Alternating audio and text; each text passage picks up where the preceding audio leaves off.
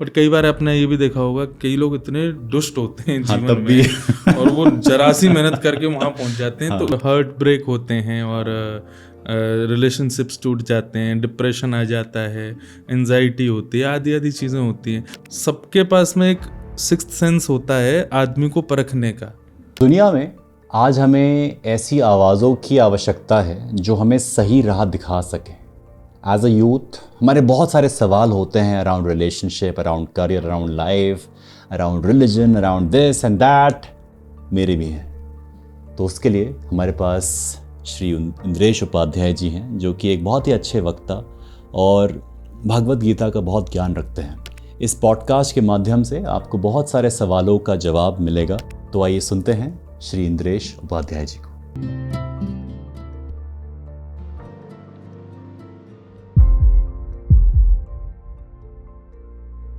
इंद्रेश जी, आपका स्वागत है। बहुत बहुत धन्यवाद। जय श्री कृष्ण। जय श्री कृष्ण। आप अक्सर कहते हैं कि भगवान से प्रेम करिए जी। लेकिन आजकल के जो युवा हैं उनका प्रेम इश्क वाला लव होता है। भगवान से क्या स्टेटस रिलेशनशिप का वो मतलब नहीं है, बट गर्लफ्रेंड बॉयफ्रेंड क्या रिलेशनशिप है उससे ज़्यादा उनको मतलब होता है। तो क्या एडवाइस देंगे यूथ को अराउंड रिलेशनशिप? अपनी चॉइस है। अगर हम चाहते हैं कि बार बार अपने दिल को तोड़ें, बार बार उसको बैंडेज लगा के फिर दोबारा रिकवर करें, so then you have lots of choices to do that. पर अगर आप चाह रहे हो कि वो सदा सलामत रहे, आप सदा जैसे हमारा हृदय जो है ना वो बहुत प्योर होता है, बट लाइफ में ऐसे ऐसे लोग मिलते हैं कि उनसे मिलकर के फिर वो दूषित होना शुरू हो जाता है।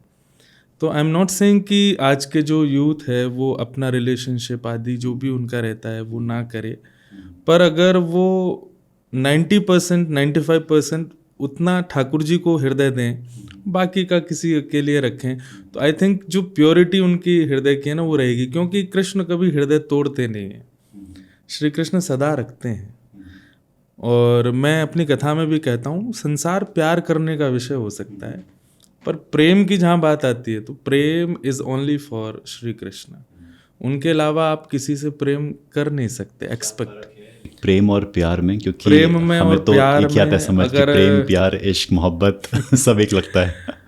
जहाँ पर कोई चाह है और जहाँ पर एक कामनाओं की स्थिति है वो प्यार है।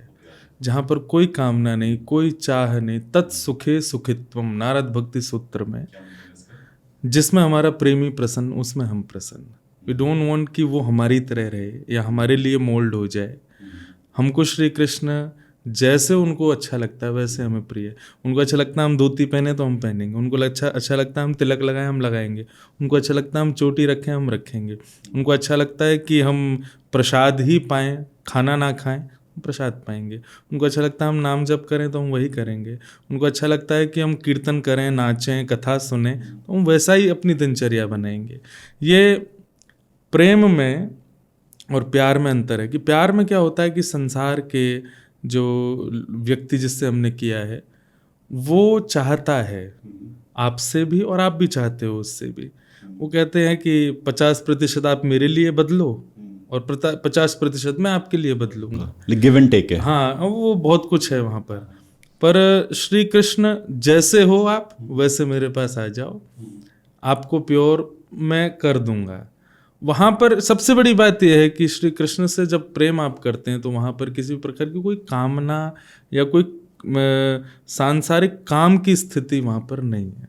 बट वहाँ भी तो गिव एंड टेक है। हम चाहते हैं कि हमें कुछ मिल जाए भगवान से, तो वो प्रेम नहीं है।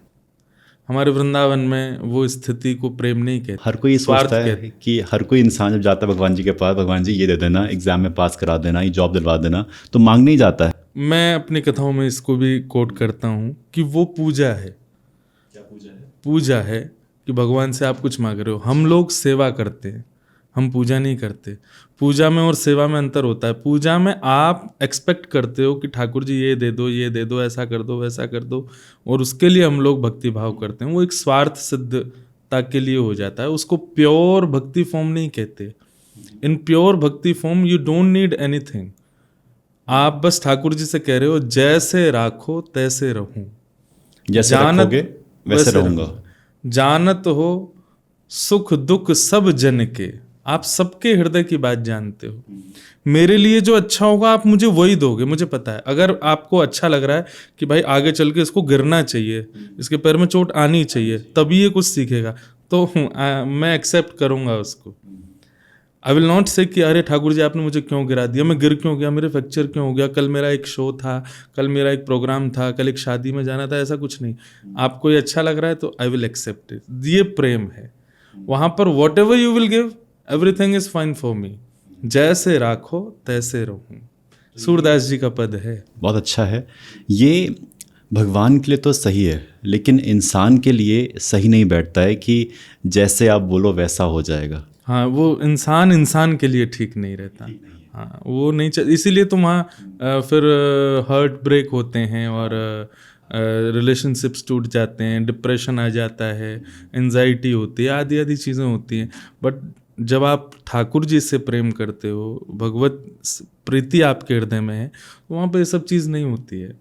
मीराबाई आदि आप सबको देखो, सब विरह में तो आए थे, सब रोए तो थे, लेकिन किसी का हार्ट ब्रेक हुआ हो, किसी को एंजाइटी हुई हो, डिप्रेशन हुआ, ऐसा नहीं था। वहाँ प्रेम था, फिर भी वो आनंद में ही थी। तो क्या ये मतलब है कि अगर आपको प्रेम में रहना है, आनंद में ही रहना है, तो आप सब कुछ छोड़ दे दीन दुनिया और चाहे उस बात पे आप बस अपना कर्म करो and leave everything, what ever he is giving you, everything is acceptable. आप सब कुछ एक्सेप्ट करो और वो उनका प्रेम का इजहार समझ के एक्सेप्ट करो। लाइक अगर मैं रो रहा हूँ तो मीन्स अच्छा, तो आपको अच्छा लग रहा होगा कि मैं रो रहा हूँ, तो इट्स ओके। अगर मैं कल को नाच रहा हूँ, अच्छा आज ठाकुर जी आपको अच्छा लग रहा है कि मैं नाच रहा हूँ, तो ठीक है। Everything what ever is happening with you, सब ठाकुर जी की इच्छा से हो रहा है, ये मान कर के जीना बस। और ये मान सकते हैं कि सबके लिए उनके ठाकुर जी अलग अलग हो सकते हैं। हाँ, भैंस को लगता होगा कि उसके जैसे हैं ठाकुर जी। हाँ, नहीं लेकिन जिसको जैसे अगर हम बात कर रहे हैं हमारे लिए धर्म की, या फिर कोई अगर राम जी में ढूंढते हैं, कोई अगर किसी और में ढूंढते हैं, कोई अगर किसी और में ढूंढते हैं, तो वो चलता है wherever they want, but still we will, because हमारे पास जो है हमको प्रूफ उसी का ही देना चाहिए। हाँ, हमारे पास में राम है, हमारे पास श्री कृष्ण है, तो we will only tell everyone about them only, क्योंकि हमारे पास वही है। हम किसी और चीज़ को जिसमें हमारा एक्सप्लोरेशन नहीं है, जिसमें हम गए नहीं हैं, उसके बारे में हम क्या बताएं। तो एवरीवेयर, वैसे सब जगह बात यही है, whatever he is giving just accept it. आपने कहा कि कर्म करो, फल की इच्छा ना करो। इच्छा तो होती है कि यार हमने कर्म किया है तो फल मिलना चाहिए, तो वो इच्छा को कैसे कंट्रोल करें कि इच्छा ना हो? भगवान गीता में इस बात को कोट करते हुए अर्जुन को कहते हैं कि अर्जुन, मानव लाइफ में क्या चाहता है? तो अगर मैं आपसे पूछूं कि आप लाइफ में क्या चाहते हो? कि लोग खुश रहें। ठीक है, खुश को हमारे यहाँ बोलते हैं सुख। सुख, हाँ हाँ, सुख चाहते हैं, पर क्या हम सब कुछ पा करके भी सुखी हैं? और मैं बड़े बड़े नाम भी अगर आपके सामने गिनाऊं, तो क्या सब सुखी हैं? नहीं है सुखी। तो भगवान अर्जुन से कहते हैं तो हम सुख चाहते ही नहीं थे। चाहते तो थे, लेकिन सुख हमारा डेस्टिनी नहीं थी। हमारी डेस्टिनी क्या थी? शांति। हमारी डेस्टिनी सुख नहीं थी। अगर आपको रसगुल्ला खाने में सुख मिलता है, ओके, कितने खा लोगे आप? लिमिट ही है। हाँ, लिमिट है हाँ, लिमिट है। हाँ, उसके अगर मैं उससे ज़्यादा खिलाऊं तो मैं बाथरूम में बैठा हूँगा। बाथरूम में बैठे होंगे, एंड इवन जो चीज़ आपको अच्छी लगती है उससे आप घृणा करने लग जाओगे। इसलिए हमारे यहाँ शास्त्र में कहते हैं अति सर्वत्र वर्जयित। अति हर चीज़ की वर्ज्य है, गलत है, नहीं करो अति। तो इसलिए भगवान कहते हैं कि अति में सुख भी मिल जाएगा ना अर्जुन, तो आदमी उससे भी उब जाएगा। तो इसका मतलब सुख हमारी डेस्टिनी नहीं है, हमारी डेस्टिनी है शांति। एंड शांति केवल एक चीज से मिलेगी, त्यागात शांति अनंतरम। अगर आपको शांति चाहिए तो त्याग करो। किसका? अपने कर्म के फलों का। जो भी आप कर्म कर रहे हो उसका फल पहले ही विचार मत करो। आपने विचार किया कि मैं एक ऑफिस बनाऊंगा, उसमें इतने एम्प्लॉयज़ रखूंगा, मेरा बिजनेस बिल्डअप होगा, फिर इतने पैसे आ जाएंगे, इतना ये होगा, इतना ये होगा। ठाकुर जी ये कहते हैं कि आप फल विचार क्यों कर रहे हो पहले? बिकॉज यू डोंट नो कल क्या होने वाला है।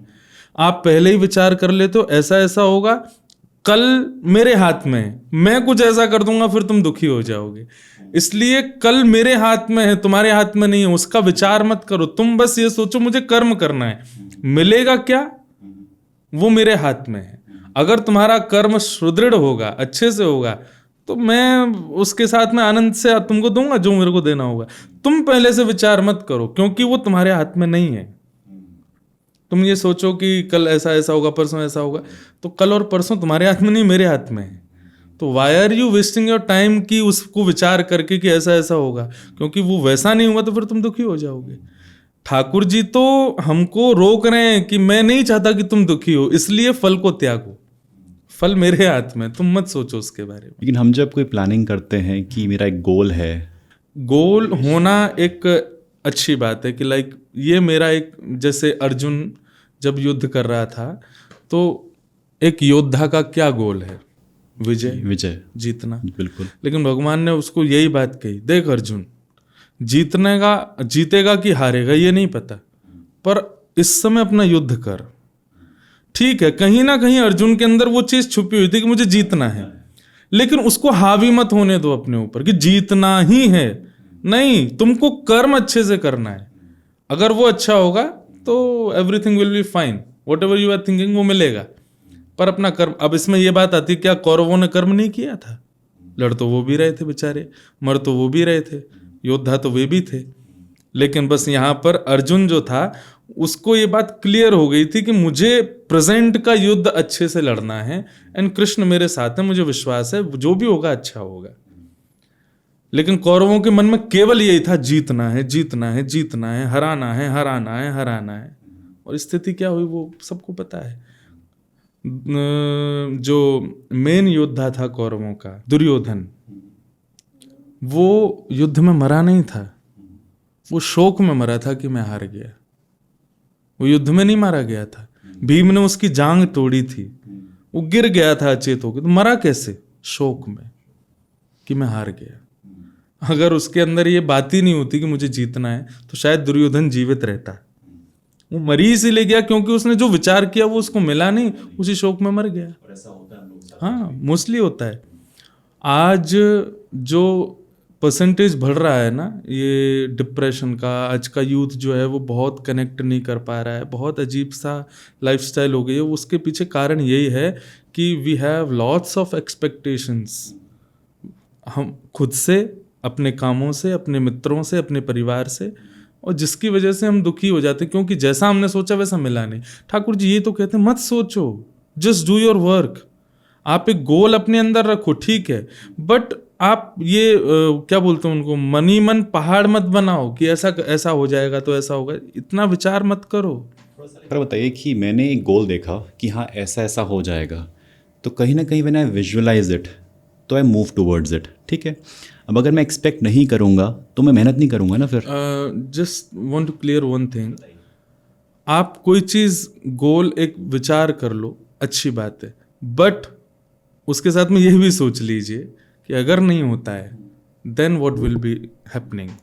अगर आप उसके साथ में ये भी विचार करके चलेंगे ना, अगर नहीं हुआ तो फिर ऐसा रहे, then everything will be fine. तो आप वो जो भगवान कह रहे हैं ना विचार मत करो, उस चीज़ से आप बच जाओगे, क्योंकि आपने उसका डिमेरिट भी सोच रखा है कि ऐसा ऐसा करूँगा, नहीं हुआ तो ऐसा हो जाएगा। ठीक है, आपको पहले से पता है कि नहीं होगा तो ऐसा हो जाएगा। भगवान यही चीज़ कोट करते गए पूरी गीता में, अर्जुन हारेगा, हार भी सकता है, ये जीत भी सकते हैं, तो ऐसा भी हो सकता है, वैसा हर चीज़ क्लियर करके रखो। मैं जीतूंगा ही, तुमको जीत ही चाहिए, तो फिर कर्म करो, क्योंकि फल देना तो मेरे हाथ में है। तो पहले से ये विचार कर लिया जाए कि ये ठीक है, ये मुझे चाहिए, but I am also clear about this thing, अगर ये नहीं हुआ तो फिर ऐसा भी हो सकता है, तो ठीक है। हाँ, फिर वो उनकी जैसी इच्छा थी। हाँ, बट लोग डिप्रेशन का शिकार क्यों होते? Because they are just expecting, नहीं यही होना, इसके अलावा we don't have any option. No, always take a B option, कि अगर ऐसा नहीं तो ऐसा। हाँ, ऑप्शन बी एक पतन का भी रखो, चाहे वो करियर हो, चाहे रिलेशनशिप हो, चाहे anything, कुछ भी हो, एनीथिंग। लाइफ आपकी एंड नहीं हो उससे रही। आप ना क्या होगा, ज़्यादा आप अटैचमेंट नहीं रखो, डिटैच करना होगा हाँ, थोड़ा सा डिटैच्ड रहोगे and that will be good for your health and good for your mental health also. आप थोड़ा डी अटैच्ड हो करके आगे उस पर चलो। Make sense.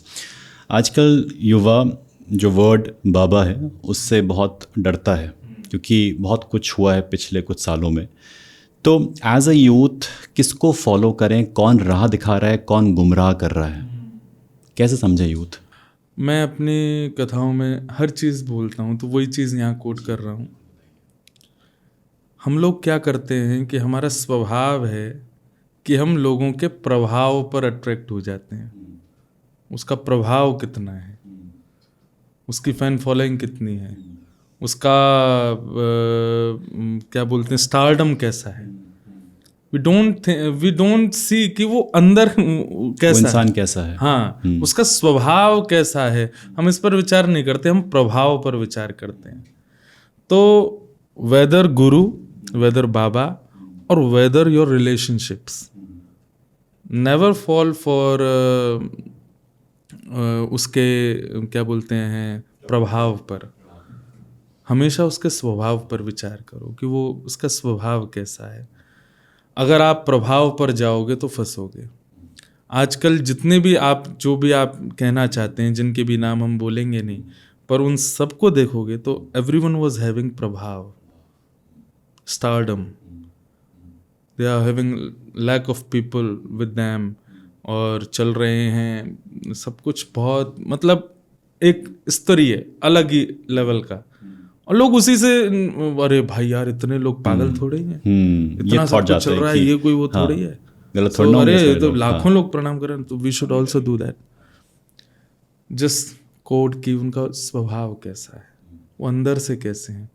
अगर आप किसी के भेष, किसी के प्रभाव पर रीझ रहे हो, तो that was the main message given by Ramayana, कि रावण संत बन के आया था सीता जी का हरण करने के लिए। He was Ravana, he was evil, he was rakshas, but वो बन के क्या आया, एक महापुरुष, एक संत, रुद्राक्ष की माला और संतों जैसा आभेश, और माँ सीता जी उसके रूप पर ही बोले कि कोई संत है, महापुरुष है, भिक्षा देने गई, हरण कर लिया। यही तो हो रहा है आज। तो स्वभाव कैसे जाने हैं? आजकल सोशल मीडिया पे जो देखते हैं हम लोग, उसी से हम लोग प्रभावित होते हैं। गिव टाइम, गिव टाइम, आप जल्दीबाजी मत करो, लिसन। एंड आपको सत्य बताऊं, एवरीवन इज इंटेलिजेंट, सबके पास में एक सिक्स्थ सेंस होता है आदमी को परखने का। सुनिए और अपने अंदर बदलाव देखिए। कई बार ऐसा होता है कि आपके कई अवगुण ऐसे होते हैं जिनको आप सुधार नहीं पाते, लेकिन कोई एक ऐसा व्यक्ति आपके सामने आके कुछ ऐसा कह जाता है कि तुरंत आपका वो अवगुण जो इतने साल के प्रयास पर भी नहीं छूटा था, वो तुरंत छूट गया। दैट मीन्स कि इस व्यक्ति की वाणी से मेरे अंदर प्रभाव हुआ है, इसका मतलब इसका स्वभाव अच्छा है। ये शास्त्र आज्ञा करते हैं कि आपकी वाणी प्रभाव सामने वाले पर तभी डालेगी जब आप अंदर से शुद्ध होगे।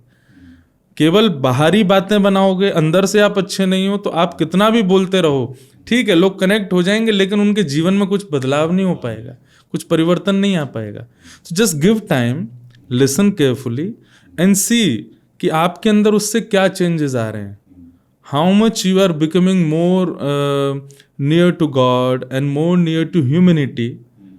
अगर किसी के शब्द सुन के आप ऐसे होते जा रहे हो, आपको लग रहा है कि आप मोल्ड हो रहे हो, थोड़ा अच्छा हो रहा है, everyone is appreciating your changes, तो इट मीन्स ये गुरु ठीक हैं, जिनको मैंने सुनना शुरू किया है, ये गुरु बनाने योग्य हैं, निश्चित ही इनका स्वभाव अच्छा है, इसीलिए मेरे पे प्रभाव डाल रहा है।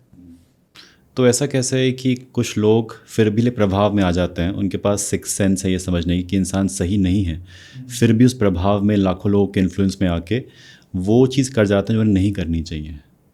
कहीं ना कहीं अविवेक भी है हमारे अंदर, इलिटरेसी कह सकते हैं। हाँ बिल्कुल, हमारे अंदर जो अविवेक है, और ऐसा नहीं है कि 100 करोड़ लोगों में सबके पास ही सिक्स सेंस होगा ही। कई बार ऐसा होता है कि बातों से नहीं मानते लातों के भूत तो कई बार उनको जब ठोकर पड़ती है तभी उनको समझ आता है। तो ये तो एक लाइफ का और वर्ल्ड का एक फॉर्म है कि सब एग्जैक्ट नहीं हो सकते। कई लोग होते हैं कि उनको प्रभाव में ही स्वभाव का दर्शन हो जाता है एंड वे थिंक कि यही ठीक है, पर बाद में जब ठोकर लगती है तब उनको समझ आता है कि वो। तो कई बार कुछ एग्जाम्पल्स हम लोग रखते हैं ना, तो ऐसे लोगों को Thakur ji as a example रखते हैं हम लोगों के लिए, देखो इनको ठोकर लगी अब तुम समझ जाओ। हाँ, तो आगे वाले को ठोकर लगती तभी पीछे वाला संभलता है। तो कुछ लोग एज अ एग्जाम्पल भी भगवान रखते हैं जिनको नहीं पता चल पाता कि ऐसा है, इनका स्वभाव या इनका प्रभाव ये अलग अलग हो सकते हैं, वो फिर भी उनके चक्कर में आ जाते हैं। जब माँ सीता भी, वो तो साक्षात विवेक स्वरूपा थी, पर वी कैन से कि माँ सीता ने केवल हम लोगों को हाँ एग्जाम्पल देने के लिए एंड सतर्क करने के लिए वो किया कि वो रावण को जान करके भी उसके पास चली गई, ताकि वो दिखा सकें भाई देखो संत वेश में कौन है। अक्सर हम युवा सोचते हैं कि जो भी हम लोग ये कहानियाँ सुनते हैं ये सिर्फ काल्पनिक थी, लेकिन कहीं ना कहीं ये स्टोरीज़ के माध्यम से हमें एक लेसन मिलता है कि we can live our life by learning from them, यही कह सकते हैं। या फिर ये कहानियाँ वाकई में असली में थी? ये सच में था, सच में था। हाउ वी कैन से, मैं फिर वही बात कहूँगा कि जो असलियत में नहीं हुआ उसका आप पर प्रभाव नहीं होगा, जो काल्पनिक होगा उसका केवल आपको अच्छा लगेगा सुनने में, पर आपकी लाइफस्टाइल में प्रभाव उसी का होगा जो वास्तविक होगा।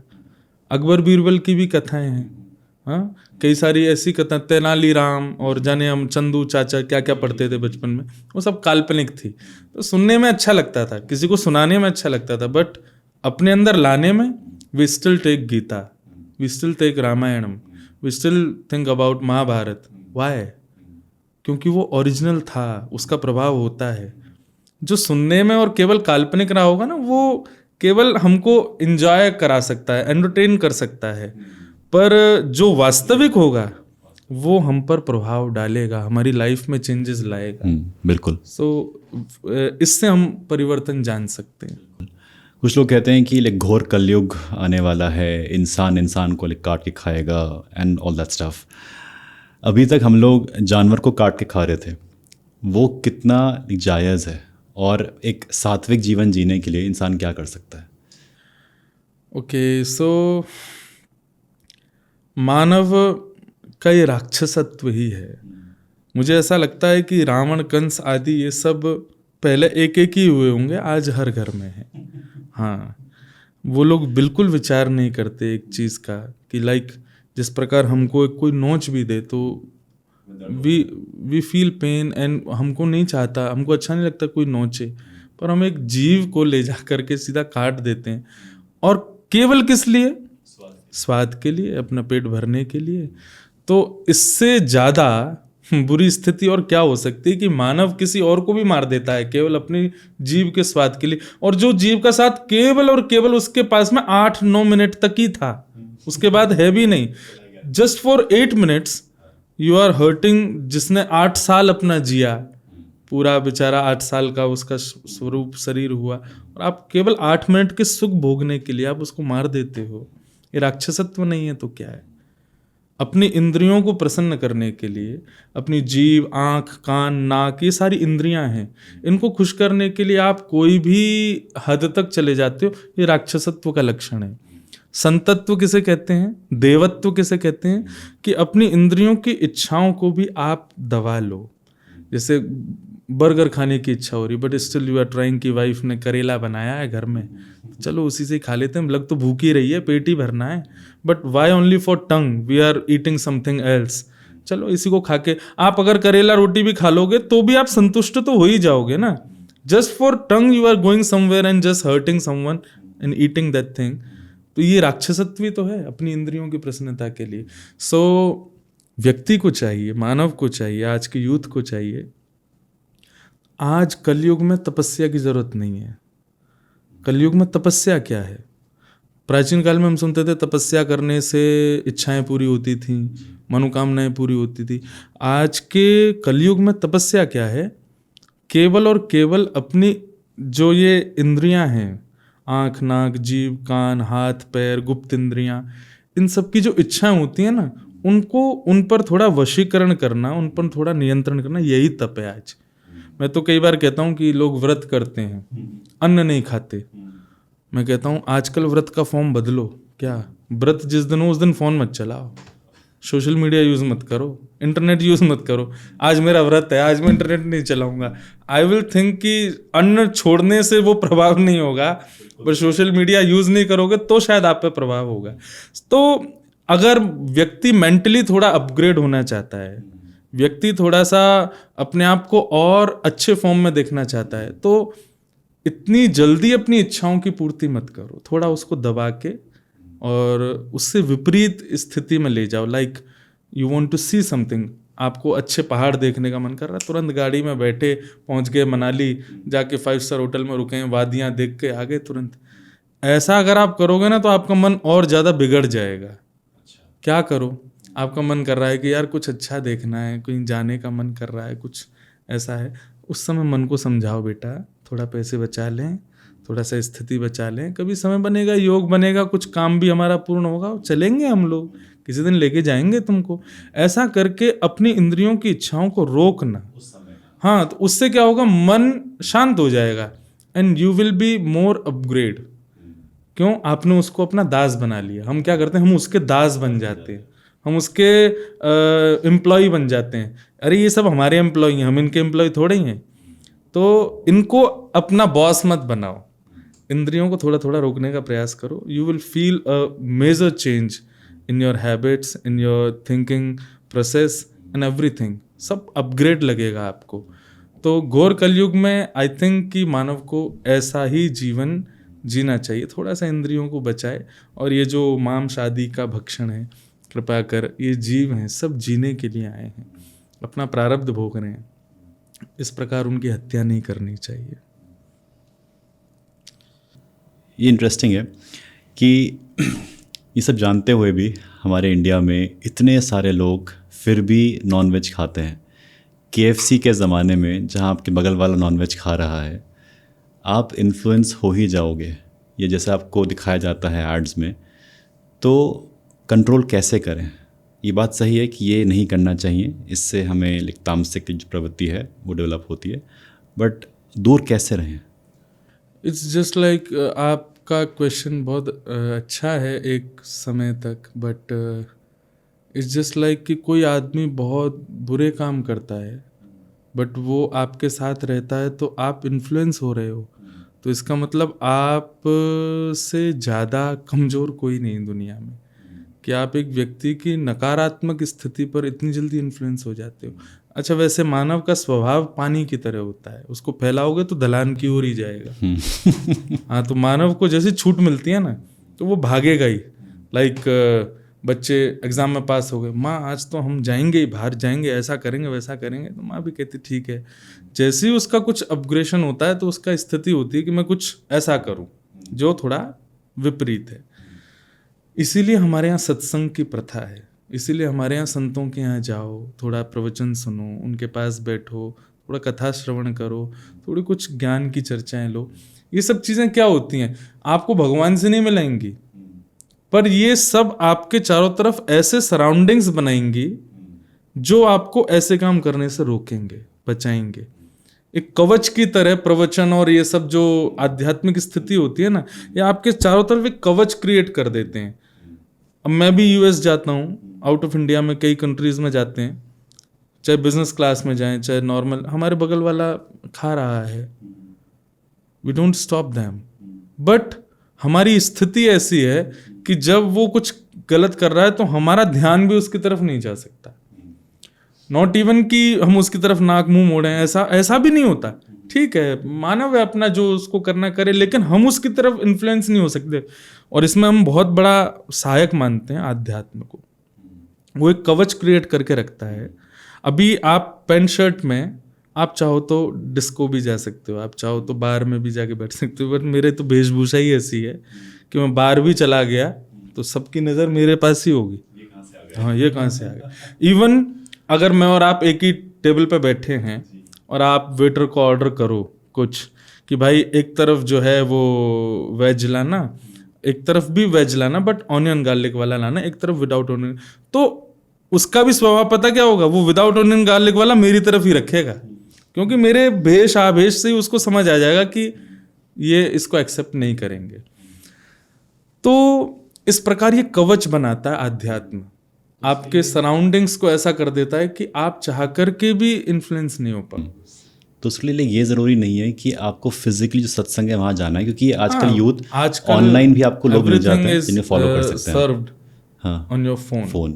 तो जस्ट ओपन इट और थोड़ा टाइम, सच बताएं, डेली थोड़ा टाइम दीजिए उसको, सही लोग को फॉलो करें। क्योंकि ये आपको एक वही कवच में रखेगा जो आपको सदा ना आपको अंदर से फील होने लग जाएगा कि ये चीज़ गलत है, मुझे नहीं करनी है, ये मुझे अच्छा नहीं लग रहा है, ऐसा करना नहीं है मुझे, तो आप अपने आप उससे बचोगे। तो आज के यूथ को चाहिए थोड़ा सा ये प्रैक्टिस करे भाई, तब थोड़ा तो लाओ जीवन में। अब लोग कहते हैं हम सुन ही नहीं सकते, कथा वथा कौन सुने, बोर हो जाते हैं।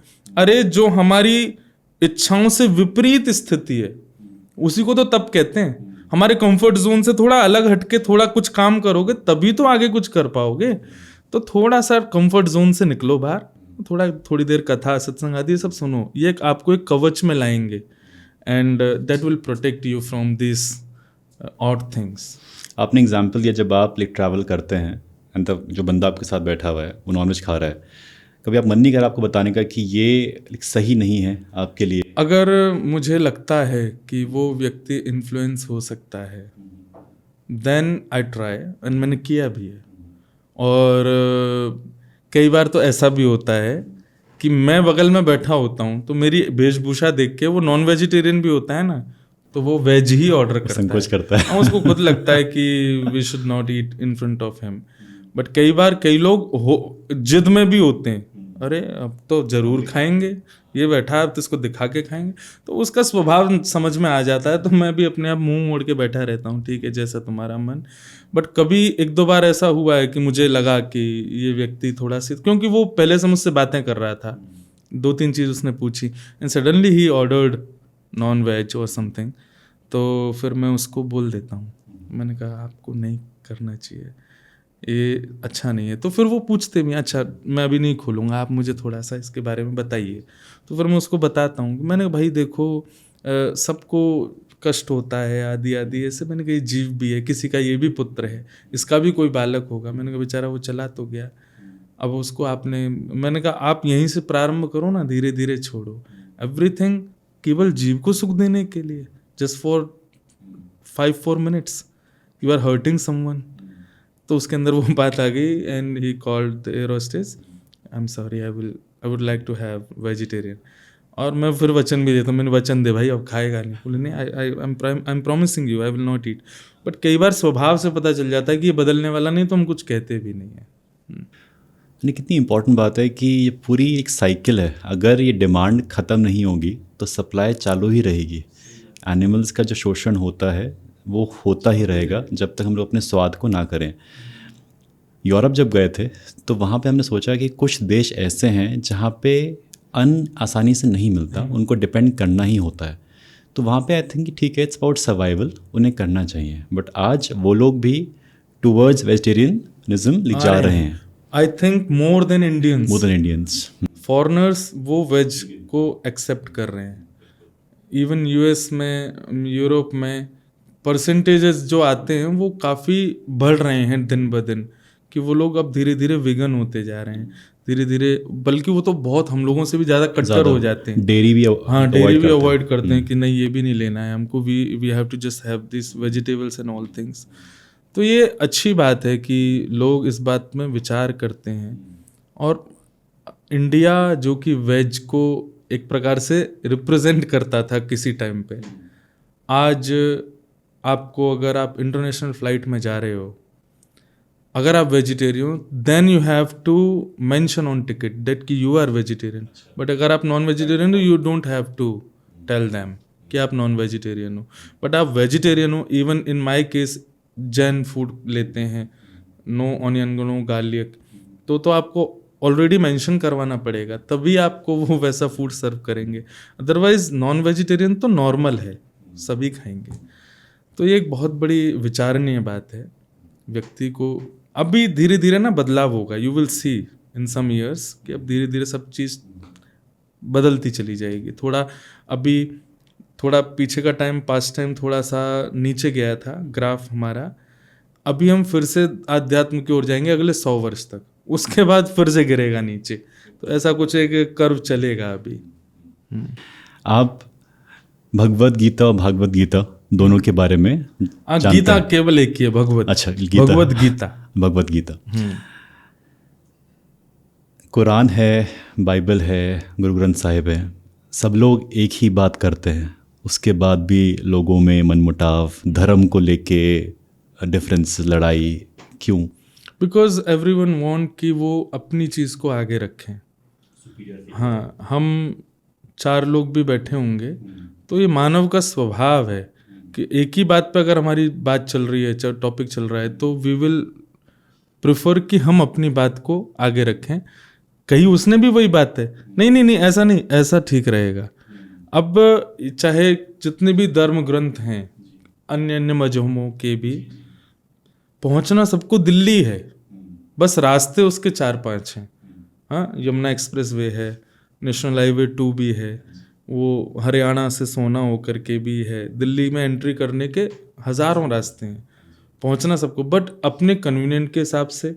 अब भाई एक रोड है, उस पर केवल गाड़ी चल सकती है, उस पर बस नहीं चल सकती, लेकिन हम अफोर्ड नहीं कर सकते गाड़ी, तो बस से आ रहे हैं, गाड़ी से आ रहे हैं, फ्लाइट से आ रहे हैं, हेलीकॉप्टर से आ रहे हैं। तो आई थिंक कि ये जो लड़ाई है ये तो एक मानव सोच की वजह से कि हमको अपना आगे रखनी है बात।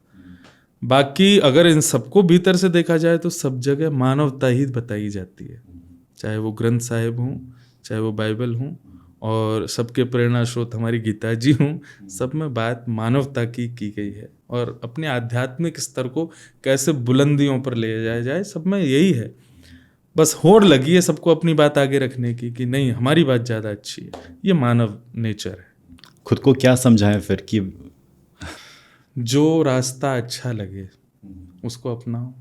बट पहुंचना वहाँ पर है। हाँ, पहुंचना सबको वहीं है। पहुंचना सबको श्री हरि के चरणों में ही है। अब आप उसको किसी भी रूप में लेके जाओ, पहुंचना सबको वहीं है। और सबसे बड़ी बात, आपको जिसमें सहूलियत हो, जो आप अफोर्ड कर सको, उससे जाओ। अब कहीं पर दिया जा रहा है कि ऐसा ऐसा लाइफस्टाइल चाहिए होगी, आपके यार ये ऐसे नहीं हो सकता, ऐसी ऐसी लाइफस्टाइल है, ऐसे नहीं हो सकता, ऐसी ऐसी लाइफ, जो आपको ठीक लगे उस पर चल के जाओ। हमारे यहाँ किसी की रोक टोक थोड़ी ही है।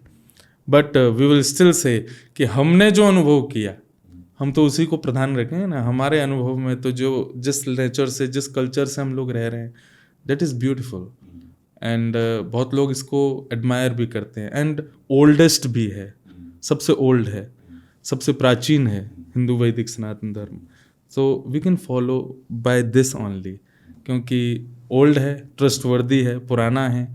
जैसे होता है ना कि आपको किसी डॉक्टर को दिखाना है तो यू हैव 2 चॉइसेस, कि एक नया है 22 साल का डॉक्टर है, 22 साल के तो नहीं होते हैं, 32-33 साल का डॉक्टर है, एंड एक डॉक्टर है वो अभी 70 पार कर गया है।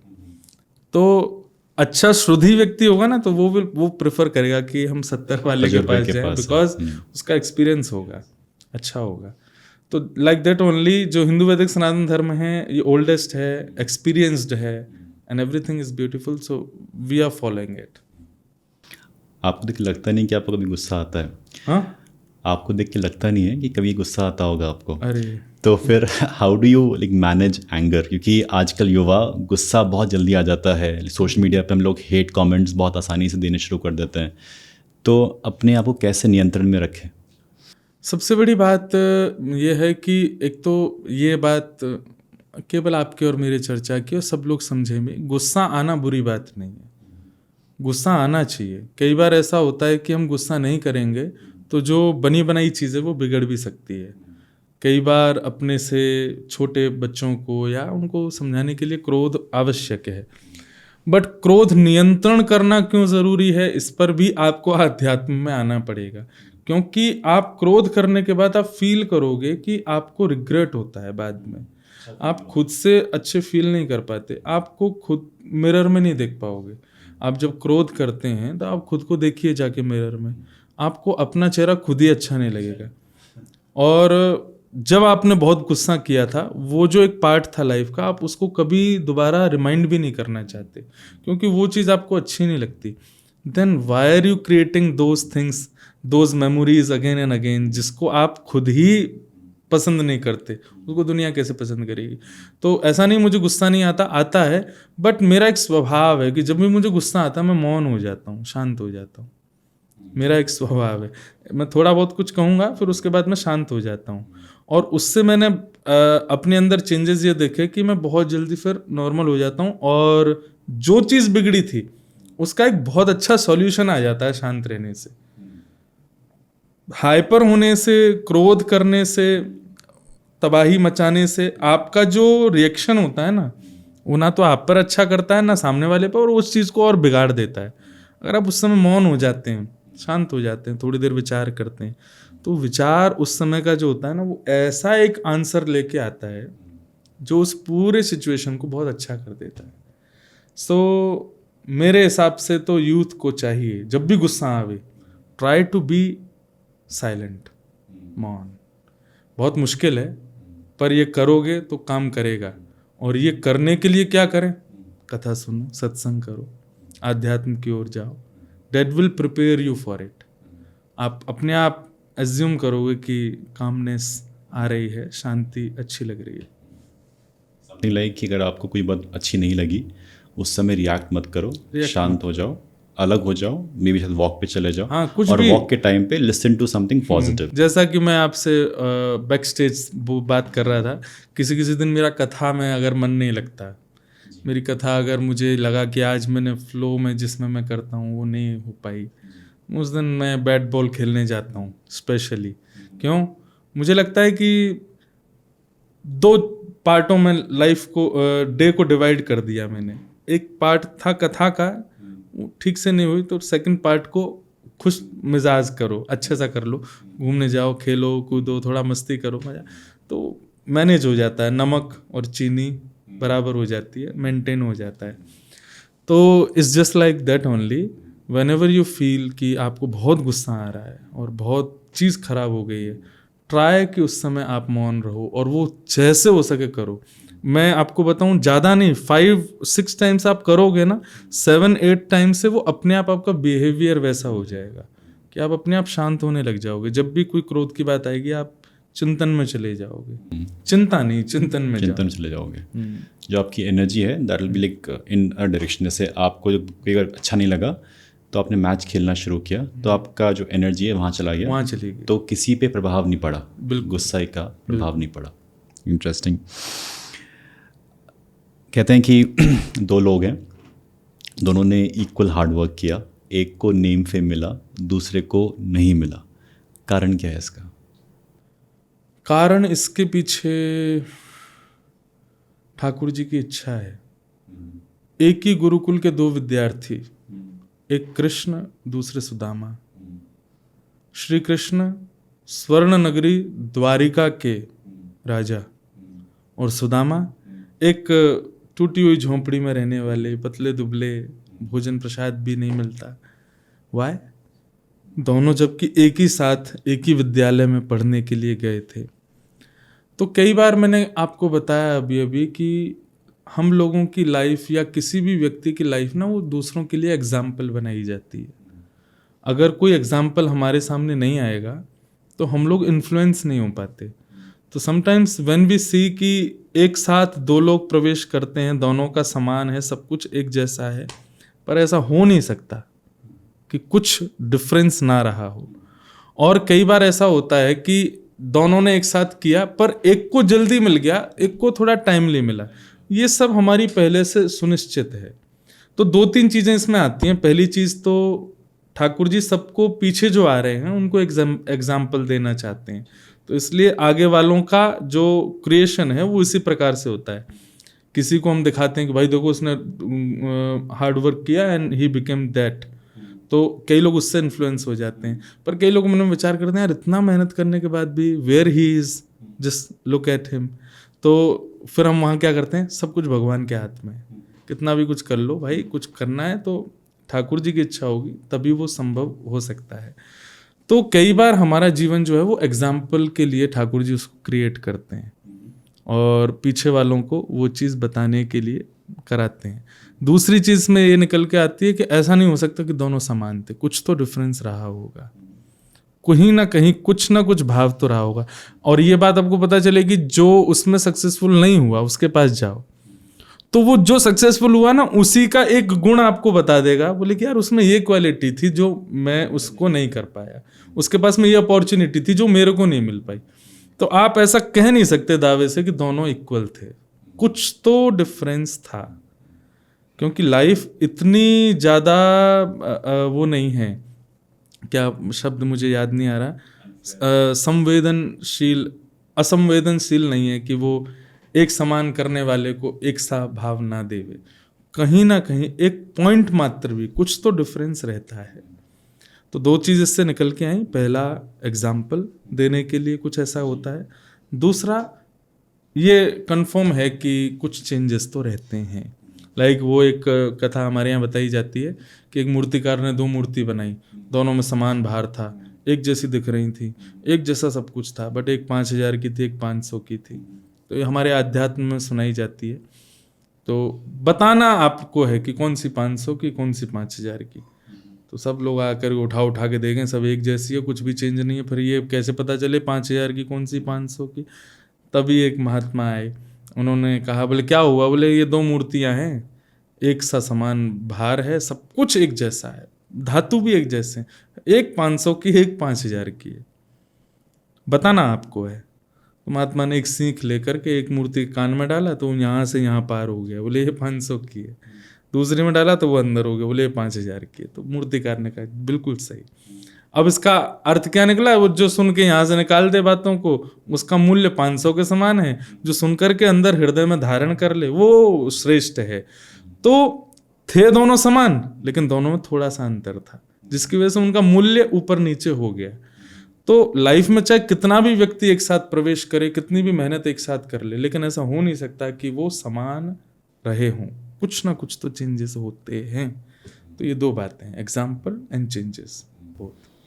कैन वी ऑल्सो से कि कहीं ना कहीं जो आपने पहले किया था वो भी है, उसका रिजल्ट है कि वो एग्जाम्पल में आ सकता है कि प्रारब्ध जो हमारे पूर्व कर्म के हैं वो कहीं ना कहीं हमको रोक देते हैं टू बिकम ए सक्सेसफुल, और हमसे कहा जाता है और थोड़ी मेहनत करो, क्योंकि तुम्हारा पूर्व का कर्म जो है वो तुम्हारा बाधक बन रहा है बीच में। बट कई बार आपने ये भी देखा होगा, कई लोग इतने दुष्ट होते हैं जीवन तब भी में और वो जरा सी मेहनत करके वहां पहुंच जाते हैं। तो उसमें यह है कि उनका पूर्व का कर्म जो था ना, चाहे वो पूर्व जन्म का ही हो, वो बहुत शक्तिशाली, बहुत पॉजिटिव था, उसका इम्पैक्ट पड़ रहा है, बहुत कुछ था। And that's why they became, बस चुटकी भर मेहनत करके and they became like star. तो ये उनके पूर्व का कर्म ही। तो ये पूर्व कर्म, ये तीसरा एग्जाम्पल बाय यू, आपके द्वारा ये भी जोड़ा जा सकता है कि जो एग्जाम हमारा पूर्व का कर्म है वो भी इसको मैनेज करता है। क्योंकि जो एक मूर्ति थी जिसमें सपोज अगर दोनों के कान में से निकल जाती है सीख, बट एक किसी बड़े मंदिर में स्थापित होती है और एक कहीं ऐसे ही सड़क के किनारे होती है, तो कह सकते हैं कि उस वो जो पत्थर था उसका भाग्य था कि वो वहाँ पे, जैसे कहते हैं कि कोई बाथरूम में या कोई मंदिर में लगा है। उसमें ये एक उदाहरण दिया जाता है कि संगमरमर की मूर्ति थी और हम उसका दर्शन कर रहे थे संगमरमर के पत्थर पे ही खड़े होके, नीचे पैरों के नीचे भी संगमरमर है, सामने भी संगमरमर है, लेकिन दोनों, एक पूजी जा रही है, एक पे चढ़ के हम खड़े हैं। क्यों? बोले पूजने वाली में छेनी हथौड़ा लगा था, किसी की बुद्धि लगी थी, किसी ने उसको तराशा था, किसी ने खूब उसमें ठोक ठोक करके उसको आकार दिया, और एक जो है उसने आकार लेने से मना कर दिया तो वो पैरों के नीचे पड़ी है। तो यह भी एक बात कह सकते हैं। ये बात सही है कि आकार लेने से मना कर दिया और यहीं पे इंसान वहीं रह जाता है जहाँ से वो आगे जा सकता है। बिल्कुल। तो ये आकार लेने से मना कर देना, इसका मतलब ही यही होता है कि लाइफ में कई बार ऐसी सिचुएशंस आती हैं जो हमको तराशने के लिए आती हैं, जो कि नेगेटिव होती हैं, हमारी इच्छा से विपरीत होती हैं, बट हम उससे भाग जाते हैं, हम उसको बैक ऑफ कर देते हैं उस चीज़ से। नहीं, ये तो मुझे चाहिए ही नहीं, ये तो मुझे फेस करना ही नहीं है। तो वो बैठी तो थी आपको तराशने के लिए, आपको और अच्छे फॉर्म में लाने के लिए, बट आप बैक ऑफ हो गए, तो फिर वो एक प्रकार से आप एक बहुत बड़े सक्सेस से वंचित हो जाते हैं वहाँ पर। तो लाइफ में कुछ भी आए, whatever it is, face everything. जैसी लाइफ आपको प्रस्तुत करे सबको स्वीकार करो, then you will become something जिसको लोग कहें कि हाँ भाई ये है। उसके लिए आपको फेस करना पड़ेगा। हमारे संस्कृत में एक शब्द है सहते। सहते, इसके दो अर्थ होते हैं। सहते शब्द का अर्थ होता है जीतना। कोई जीते तो उस श्लोक में शब्द आता है कि सहते, वो जीत गया। वही शब्द फिर दोबारा प्रयोग किया जाता है सहते। सहते का मतलब होता है सहना। तो एक विनोबा भावे नाम के संत हुए महाराष्ट्र में, उन्होंने दोनों शब्द, एक ही शब्द के दोनों अर्थों को जोड़ के कोट बनाया, जो सहेगा वही जीतेगा, जिसने सहा नहीं वो जीत नहीं सकता। क्योंकि सहना और जीतना दोनों को संस्कृत में सहते ही बोलते हैं। हाँ, तो वही बात है बिल्कुल। तो जिसने सहा है वो जीतेगा, जिसने कभी नहीं सहा वो जीत भी नहीं पाएगा।